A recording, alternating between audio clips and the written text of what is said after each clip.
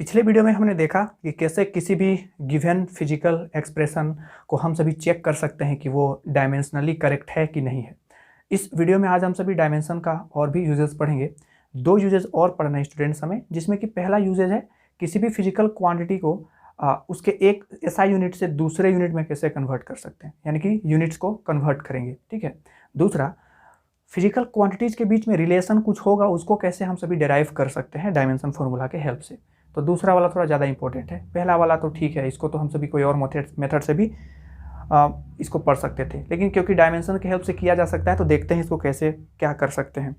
तो हम सभी को करना क्या है कि सपोज करें कि किसी भी फिजिकल क्वांटिटी को लेंथ, अगर लेंथ बोले हम 1 मीटर है, ठीक है, तो इसको हम चेंज करना चाहें किसमें, CGS में। तो CGS क्या होता है, तो CGS यूनिट सिस्टम में जो भी लेंथ होगा उसको हम सभी सेंटीमीटर में मेजर करेंगे, मास को ग्राम में मेजर करते हैं और टाइम को सेकेंड में मेजर करते हैं। ठीक है, इसीलिए हम लिख रहे हैं ना CGS।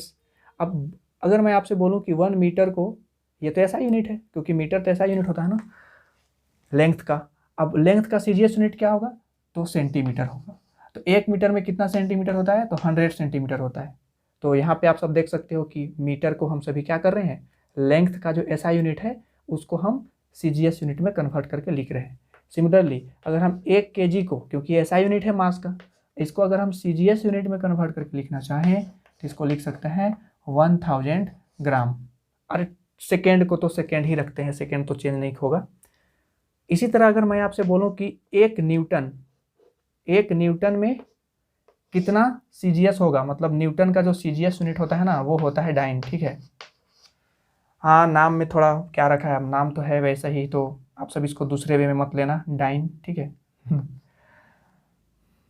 ठीक है, तो 1 न्यूटन में कितना डाइन होगा ये हम सभी को पता करना है। तो उसके लिए हम सभी क्या करेंगे, क्योंकि ये फोर्स है ना, तो फोर्स का डायमेंशन फॉर्मूला लिखेंगे। तो फोर्स का डायमेंशन फॉर्मूला क्या होता है स्टूडेंट, तो वो होता है MLT-2। ठीक है, अगर फोर्स का डायमेंशन फॉर्मूला आई होप आप सभी को पता हो। ठीक है, आप सबको बोला भी गया था कि याद करना, क्योंकि ये बहुत कॉमन है, ये हर बार आते रहता है। मास इंटू एक्सकेलरेशन, तो मास को M से रिप्रेजेंट करते हैं और एक्सकेलरेशन का होता है LT-1। तो फोर्स का डायमेंशन फॉर्मूला क्या हो गया, सॉरी LT-2, MLT-2। इसका मतलब ये कि 1 न्यूटन का मतलब कितना होना चाहिए फिर, तो 1 न्यूटन का, क्योंकि SI यूनिट को कन्वर्ट करके लिखे हैं ना, तो 1 न्यूटन का मतलब होना चाहिए मास, यानी कि 1 kg, इसका पावर 1, लेंथ है मतलब कि 1 मीटर, और टाइम को तो सेकेंड में ही मेजर करते हैं तो होगा 1 सेकेंड, और इसका पावर होगा -2। ठीक है, ये 1 न्यूटन इज इक्वल टू हुआ। अगर हम 1 डाइन लिखना चाहें तो 1 डाइन इज इक्वल टू कितना लिख सकते हैं, तो क्योंकि ये CGS यूनिट है ना, तो मास को तो हम सभी को ग्राम में मेजर करना होगा, तो ये होगा 1 ग्राम। मीटर को सेंटीमीटर में कन्वर्ट करना होगा, तो ये होगा 1 सेंटीमीटर, और सेकेंड तो सेकेंड ही होगा क्योंकि CGS यूनिट में भी टाइम को सेकेंड में ही मेजर करते हैं। अब इन दोनों को डिवाइड कर देना है। ठीक है, अगर इन दोनों को डिवाइड कर दें तो आंसर क्या आएगा, तो 1 newton divided by 1 dyne is equal to, तो 1 न्यूटन कितना है, तो ये है 1 kg,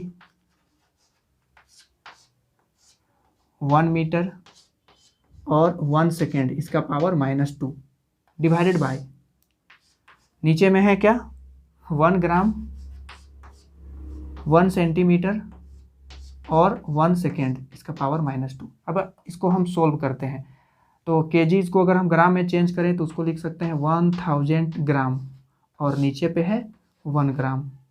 1 मीटर को क्या लिख सकते हैं स्टूडेंट, तो 100 सेंटीमीटर लिख सकते हैं, और नीचे में है 1 सेंटीमीटर, और ये 1 सेकेंड से 1 सेकेंड तो कैंसिल हो जाएगा, और यहाँ में से ग्राम कैंसिल हो गया, सेंटीमीटर से सेंटीमीटर। तो इसका आंसर कितना आ रहा है 10 टू द पावर, यहाँ 3 जीरो है वहाँ पे 2, तो 10 टू द पावर 5। तो 1 newton by 1 dyne is equal to कितना आ रहा है 10 टू द पावर 5। इसको ऐसा लिख सकते हैं ना, 1 newton is equal to 10 to the power 5 dyne. ठीक है, तो आप सब देखो, तो 1 newton is equal to CGS unit में होता है 10 टू द पावर 5 डाइन। ठीक है, मतलब कि जैसे फोर्स के लिए क्या यूज़ करते थे, फोर्स के लिए यूनिट होता है ना kg मीटर पर सेकेंड स्क्वायर, सिमिलरली अगर सीजीएस यूनिट में बोला जाए, इसी को न्यूटन बोलते हैं, ठीक है, इस पूरे को ही न्यूटन से बोला जाता है, मतलब इस पूरे यूनिट को एक नाम दिया गया है न्यूटन, साइंटिस्ट के नेम पे। सिमिलरली अगर सीजीएस यूनिट में बोला जाए तो केजी को लिखेंगे क्या, केजी को लिखेंगे ग्राम सेंटीमीटर पर सेकेंड स्क्वायर, इसी को बोल रहे हैं डाइन। चलिए एक और क्वेश्चन लेते हैं। तो हम सभी को एनर्जी के बारे में पता होगा, काइनेटिक एनर्जी या फिर कोई सा भी एनर्जी, ठीक है। तो एनर्जी का जो एसआई यूनिट होता है स्टूडेंट, वो क्या होता है, तो एनर्जी का जो एसआई यूनिट होता है वो होता है जूल, ठीक है, जिसको कि जे से रिप्रेजेंट करेंगे। और इनका जो सीजीएस यूनिट होता है वो होता है अर्ग, ठीक है। तो हम सभी को पता करना है कि 1 joule is equal to how many erg होगा। तो ये तो ऐसा यूनिट है ना, तो एनर्जी का पहले डायमेंशन फॉर्मूला लिखते हैं। तो एनर्जी का डायमेंशन फॉर्मूला कैसे लिखेंगे, तो हम सभी को पता है E इज इक्वल टू क्या होता है, हाफ mv²। आप सब दूसरा एनर्जी का एक्सप्रेशन भी यूज कर सकते हो, लेकिन काइनेटिक एनर्जी का फॉर्मूला मैक्सिमम कोई को याद रहता है। तो चलिए E का डायमेंशन निकालने के लिए क्या करेंगे, हाफ का तो डायमेंशन होगा नहीं, मास को m, मास का डायमेंशन हो जाएगा m, और ये क्या है, स्पीड का स्क्वायर, मतलब कि L t-1 इसका स्क्वायर, और ये होता है m L² t-2। तो ये डायमेंशन फॉर्मूला किसका है, एनर्जी का। इसका मतलब ये हुआ कि 1 joule is equal to, SI system में लिख रहे हैं यहाँ पे, तो 1 जूल इज इक्वल टू क्या लिख सकते हैं, मास में पावर 1 है, मतलब कि 1 kg होगा इसका पावर 1, लेंथ का स्क्वायर है मतलब कि 1 मीटर इसका स्क्वायर, और टाइम तो सेकेंड में ही मेजर करते हैं, तो ये होगा 1 सेकेंड का पावर -2। अब 1 अर्ग इज इक्वल टू कितना होगा फिर, ये तो ऐसा यूनिट था, तो मास को केजी में, लेंथ को मीटर में और टाइम को सेकेंड में मेजर किए हैं। अर्ग है सीजीएस यूनिट, तो केजी को 1 ग्राम में मेजर करना होगा, मीटर को 1 सेंटीमीटर में मेजर करना होगा, इसका स्क्वायर है एक्चुअली में, और टाइम तो सेकेंड में ही मेजर किया जाता है किसी भी सिस्टम में। अब इन दोनों को क्या करेंगे, डिवाइड करेंगे, 1 joule bye 1 erg is equal to, तो 1 जूल क्या है, तो ये है 1 kg और बाई 1 ग्राम इसका पावर 1, और यहाँ पे है 1 मीटर डिवाइडेड बाय 1 सेंटीमीटर इसका पावर 2, और यहाँ में से देखो अगर डिवाइड करेंगे हम सभी तो 1 सेकेंड से 1 सेकेंड तो कैंसिल हो जाएगा ना।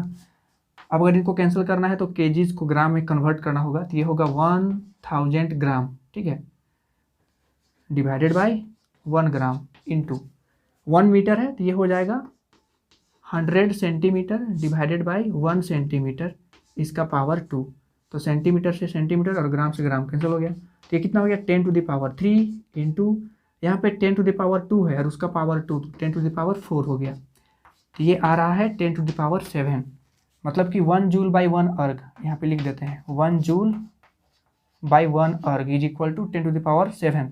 तो 1 जूल को क्या लिख सकते हैं फिर, इसको लिख सकते हैं 10 टू द पावर 7 अर्ग। तो देखो आप सभी कि हम सभी ने पता कर लिया कि 1 जूल में कितने अर्ग होंगे, ठीक है, एसआई यूनिट में, सॉरी एसआई यूनिट से सीजीएस यूनिट में इस तरह से हम लोग कन्वर्ट किए हैं कि इसको एनर्जी का यूनिट को। इस तरह से मैक्सिमम फिजिकल क्वांटिटी जो भी रिमेनिंग है आप सब प्रैक्टिस करोगे क्वेश्चन तो समझ में आ जाएगा, वैसे भी ये उतना ज़्यादा इंपॉर्टेंट होता नहीं है। चलिए हम लोग इसका दूसरा यूजेस पढ़ते हैं, जिसमें कि हम सभी ये जानेंगे कि फिजिकल एक्सप्रेशन जो भी डिफरेंट फिजिकल क्वांटिटीज़ हैं उनके बीच में रिलेशन को कैसे हम सभी डिराइव कर सकते हैं।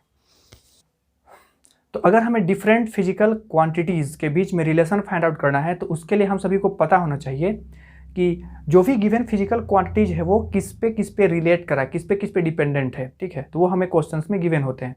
फॉर एग्जांपल जैसे आप सभी को क्वेश्चंस गिवन है, ऐसे समझो कि जो फोर्स है, force on any object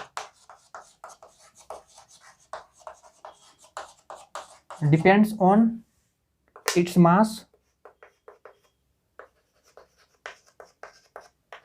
and its acceleration, ठीक है, ये हम सभी को सपोज करके गिवन है।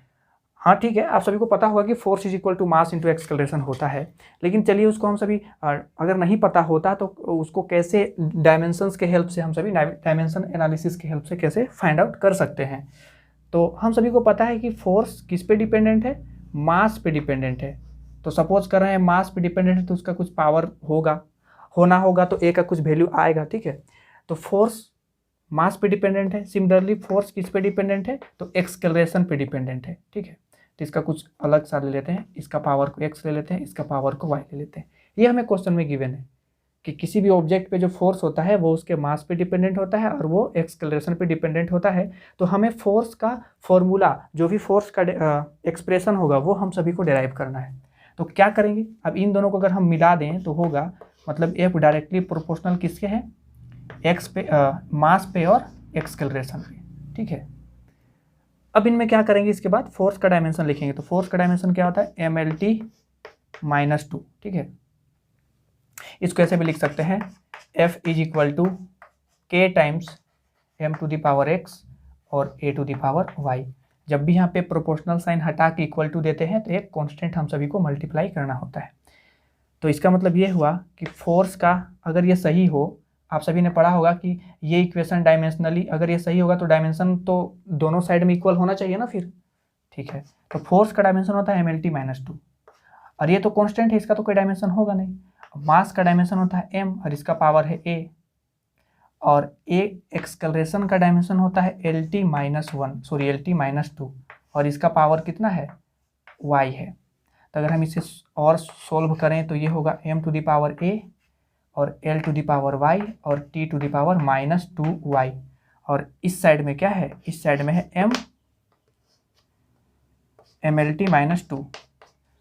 अब आप सब यहाँ पे देखो तो a का वैल्यू कितना होना चाहिए, a का वैल्यू होना चाहिए 1 और लेंथ का पावर 1 है और यहाँ लेंथ का पावर y है, तो y = क्या होना चाहिए, 1, ठीक है। यहाँ से देख सकते हो, अगर t का पावर को कंपेयर करना चाहो तो आप सब, तो t का पावर -2 है और इधर t का पावर -2y है। तो इसमें से भी हम सभी को y का वैल्यू 1 ही मिलेगा। तो x का वैल्यू 1 मिल गया और y का वैल्यू 1 मिल गया, मतलब कि इस फॉर्मूला में एक्चुअली में क्या होता, ऐसा f = कोई कॉन्स्टेंट k m⁴1 और a⁴1, ठीक है। तो ये हुआ फोर्स का फॉर्मूला। अब आप सभी सोचोगे यहाँ पे k क्यों आया, तो ठीक है, k कोई कांस्टेंट है, तो एक्सपेरिमेंटली ये पता किया गया कि ठीक है, अगर k का वैल्यू 1 रखें हम सभी तो f फोर्स का जो एक्सप्रेशन होगा वो होगा मास इंटू एक्सकलरेशन। तो इस मेथड का ये एक आप सभी लिमिटेशन समझ सकते हो कि ऐसे कांस्टेंट का वैल्यू हम सभी को नहीं पता, इस कांस्टेंट का वैल्यू हम सब नहीं पता कर सकते, ठीक है। जो भी एक्चुअली में एक्सप्रेशन होगा वही पता कर सकते हैं, ये डायमेंशन लेस वाले कांस्टेंट नहीं पता कर सकते। फॉर एग्जांपल एक और एग्जांपल लेते हैं इसमें कि हमें एक पेंडुलम गिवन है। पेंडुलम मतलब कि ये कोई स्ट्रिंग से अटैच्ड है सपोज करिए, और इसका जो बोब है ना वो है, उसका मास को हम सभी m कंसिडर कर रहे हैं, और ये जो लेंथ ऑफ स्ट्रिंग है वो l है, ठीक है। और ये ऑक्सीलेट कर रहा है, ये ऐसा टू एंड फ्रो मोशन ऐसा ऑक्सीलेट कर रहा है। अब इसमें टाइम पीरियड होता है, टाइम पीरियड किसको बोलते हैं स्टूडेंट, तो अगर सपोज करें कि ये बोब ऑफ मास यहाँ पे है और इसको अगर हम ऑक्सीलेट करने के लिए छोड़ दें तो एक बार जाके वापस एक बार आने में, मतलब एक कंप्लीट ऑक्सीलेशन पूरा करने में जो टाइम लगा उसी टाइम को बोलते हैं टाइम पीरियड बोलते हैं। तो हम सभी को गिवन है कि जो टाइम पीरियड है वो किस पे डिपेंडेंट है, तो टाइम पीरियड t डिपेंडेंट है मास पे, टाइम पीरियड इस पेंडुलम का टाइम पीरियड डिपेंडेंट है लेंथ पे, और टाइम पीरियड किस पे डिपेंडेंट है, g पे। g क्या है, एक्सकलरेशन ड्यू टू ग्रेविटी, एक्सकलरेशन, अभी एक्सकलरेशन लिख देते हैं, ठीक है। एक्सकलरेशन ड्यू टू ग्रेविटी होता है एक्चुअली में। तो हम सभी को इतना इन्फॉर्मेशन पता है कि ये टाइम पीरियड होगा इस पेंडुलम का, ऑक्सीलेटिंग पेंडुलम का, वो उसके मास पे डिपेंड कर रहा है, लेंथ पे डिपेंड करता है और एक्सकलरेशन ड्यू टू ग्रेविटी पे डिपेंड करता है। तो हमें इसके टाइम पीरियड का फॉर्मूला डिराइव करके बताना है कि इसका फॉर्मूला क्या होगा। तो सपोज कर रहे हैं कि मास इसका पावर a है, इसका पावर b है, इसका पावर c है, ठीक है। ऐसा पावर हो सकता है 1 हो, 2 हो, 3 हो, कुछ भी हो सकता है ना इसका पावर। अगर मास पे डिपेंड नहीं करना होगा तो a का पावर 0 आएगा, फिर हम लोग देखेंगे इसको। तो टाइम = अगर हम सभी को कॉम्बाइन करें तो क्या होगा, टाइम किस पे डिपेंड कर रहा है, फिर मास पे भी डिपेंड कर रहा है, लेंथ पे भी डिपेंड कर रहा है और एक्सकलरेशन ड्यू टू ग्रेविटी पे डिपेंड कर रहा है, जिसका पावर a b और c हम सब रखें। इसका मतलब ये है कि टाइम अगर प्रोपोर्शनल साइन हटाएंगे तो एक कांस्टेंट के हम सभी को मल्टीप्लाई करना होगा और ये होगा m/L/b/g/c। अब टाइम का डायमेंशन फॉर्मूला क्या होता है? तो टाइम का डायमेंशन फॉर्मूला होता है m0 t0 L0, ठीक है, सॉरी t0 नहीं t1 होगा, क्योंकि टाइम का डायमेंशन है, मास तो है नहीं, लेंथ तो है नहीं, तो इसको ऐसे लिख सकते हैं, ठीक है। अब यहाँ पे है k, अब यहाँ भी डायमेंशन लिखते हैं, तो मास का डायमेंशन होगा m, इसका पावर a, लेंथ है तो लेंथ का पावर कितना हो जाएगा b, और एक्सकेलरेशन है, और एक्सकेलरेशन का क्या होता है LT-2, इसका डायमेंशन फॉर्मूला होता है LT-2, इसका पावर है c। तो अगर हम इसको और सोल्व करें तो ये हो जाएगा m⁴ और l⁴, यहाँ पे b है और यहाँ पे c है, तो l का पावर हो जाएगा b+c, और टाइम का पावर कितना हो जाएगा -2c, ठीक है। और इधर तो है m⁴, t का पावर 1 और l⁴, मतलब कि m का पावर a और m का पावर 0, तो a का वैल्यू कितना है 0 है, ठीक है।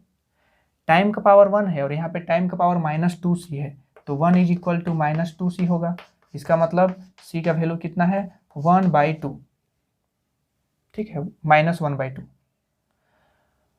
और यहाँ पे b+c, l का पावर b+c है और l का पावर 0 है, मतलब 0 = b+c होना चाहिए, तो b = कितना है, b = -c है, ठीक है, या फिर c = -b बोल सकते हैं, और c का वैल्यू है 1/2, तो b का वैल्यू कितना हो जाएगा +1/2। तो a, b और c का वैल्यू हम सभी को मिल गया। अब इसको पुट करेंगे यहाँ पे, ठीक है, इसको कहाँ पे लिखें, चलिए यहाँ पे लिखते हैं। तो t का फॉर्मूला फिर क्या हो जाएगा k टाइम्स m का पावर 0, तो वो तो खत्म हो गया, वो तो 1 हो गया ना, l⁴ b है और b का वैल्यू कितना है 1/2, और g का वैल्यू कितना है -1/2, तो ये रहा टाइम पीरियड का फॉर्मूला। इसको अरेंज करके लिख देते हैं, तो ये होगा k, और 1/2 का मतलब होता है √L/g होगा ना, ये फॉर्मूला होगा टाइम पीरियड का। यहाँ g का पावर -1/2 था, तो उसको नीचे करेंगे तो g का पावर +1/2 होगा, और दोनों का √अंडर लग जाएगा, क्योंकि पावर 1/2 होने का मतलब होता है √अंडर, ठीक है, इसी को तो बोलते हैं पावर 1/2। अब यहाँ पे देखो स्टूडेंट, एक्चुअली में जब आप इसका टाइम पीरियड का फॉर्मूला देखोगे ना, तो इस k का जगह में रहता है 2π, ठीक है, लेकिन हम सभी डायमेंशन के हेल्प से अगर हम सब सोल्व कर रहे हैं तो हम सभी को नहीं पता है कि यहाँ पे 2π होगा या कुछ और होगा, हम सभी को बस एक कांस्टेंट है ये पता है, लेकिन ये कांस्टेंट क्या होगा वो हम सभी नहीं पता कर सकते इस मेथड से। तो यही इस मेथड का लिमिटेशन है। एक और लिमिटेशन ये है कि अगर हम सभी को इसके हेल्प से कोई फिजिकल एक्सप्रेशन डिराइव करना है, तो हम सभी को ये पता होना चाहिए कि जो भी डिपेंडेंसी है इस सारे फिजिकल क्वांटिटीज़ का, मतलब कि जो भी फिजिकल क्वांटिटीज़ डिपेंडेंट है वो प्रोडक्ट टाइप के हैं, मल्टीप्लाइड होगा तभी ऐसा होगा, जैसे कि मास, लेंथ और एक्सकलरेशन ड्यू टू ग्रेविटी, ये सभी फिजिकल क्वांटिटी या तो मल्टीप्लाइड में होना चाहिए या तो डिवाइड में होने चाहिए, तभी हम सभी इस मेथड का यूज करके पता कर सकते हैं कि फॉर्मूला क्या होगा। जैसे अगर S = ut + ½ at², ये एक्सप्रेशन को हम सभी नहीं पता कर सकते इस मेथड से, क्योंकि ये देखिए प्लस माइनस के साथ है ना, ठीक है, तो जब भी प्लस माइनस के साथ फिजिकल क्वांटिटी रिलेटेड होंगे तो वैसे वाले फिजिकल क्वांटिटीज़ के बीच में हम सभी रिलेशन नहीं डिराइव कर सकते इस मेथड के हेल्प से, ठीक है। हम सब सिर्फ उसी फिजिकल क्वांटिटीज़ को रिलेट कर सकते हैं जिसमें जो डिपेंडेंसी होना चाहिए डिफरेंट फिजिकल क्वांटिटीज़ के बीच में वो प्रोडक्ट टाइप के होने चाहिए, ठीक। तो ये इसका लिमिटेशन है। अब अगले वीडियो में हम सभी जानेंगे एरर एनालिसिस या फिर सिग्निफिकेंट फिगर्स के बारे में।